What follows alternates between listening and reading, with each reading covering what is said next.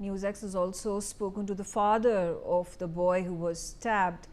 The father says that he has faith that he will get justice, and also the fact that he does not know why this incident happened. अभी फिलहाल नयन के पिताजी जो है वो जुड़े हुए हैं, उनसे बातचीत करते हैं। सर, क्या नाम है आपका? गिरीश।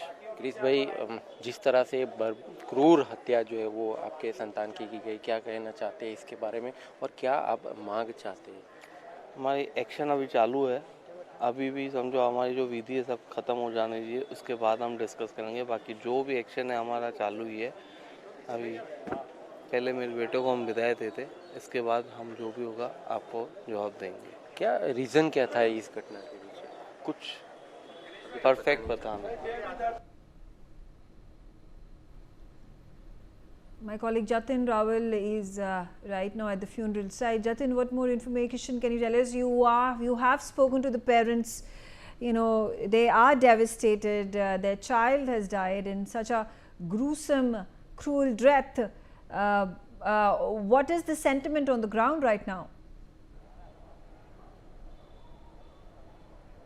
जी देखिए, बिल्कुल मेघा जी, आपको बता दूं, फिलहाल आप देख सकते हैं मैं जहां पर हूं, ये ईसनपुर का स्मशान गृह है। आप ये जो चिता जो जलती हुई देख रहे हैं, ये नयन संतानी की ही चिता है, जो कि 10वीं कक्षा में पढ़ाई करता था।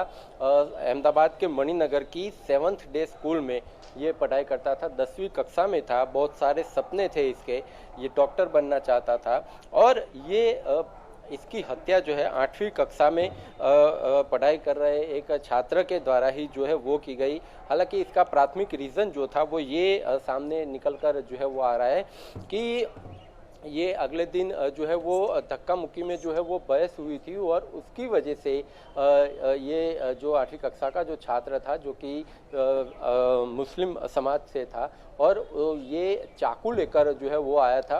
उसने अपने वाहन के अंदर, द्विचक्री वाहन के अंदर उसने चाकू छुपाया हुआ था। स्कूल परिसर के बाहर निकलने के बाद उसने तुरंत ही वो चाकू निकाला। उसको जो नयन संतानी, जो 10वीं कक्षा का जो छात्र था, उसके पेट में चाकू एकदम उतार दिया। सीसीटीवी फुटेज में जो है वो दिखाई दे रहा है कि वो पेट दबाते हुए स्कूल परिसर के अंदर की तरफ जो है वो आ रहा है। स्कूल परिसर, जो स्कूल प्रशासन के जो अधिकारी है, उन्होंने बताया कि ये जो है वो पूरी घटना जो स्कूल विभाग के स्कूल का जो परिसर है उसके बाहर की तरफ ये घटनाएं हुई है और लगातार सभी स्कूल के विद्यार्थियों को, छात्रों को और साथ ही उनके पेरेंट्स को भी लगातार हम अर्जी करते हैं कि उनका वाहन जो है वो अंदर लेकर, स्कूल के परिसर में लेकर किसी भी तरह से ना आए। लेकिन लोग नहीं सुनते हैं और वाहन लेकर चले आते हैं अंदर, और उसी की वजह से कभी बहस भी होती है। लेकिन फिलहाल ये जो घटना हुई है, 8वीं कक्षा के छात्र ने 10वीं कक्षा के छात्र को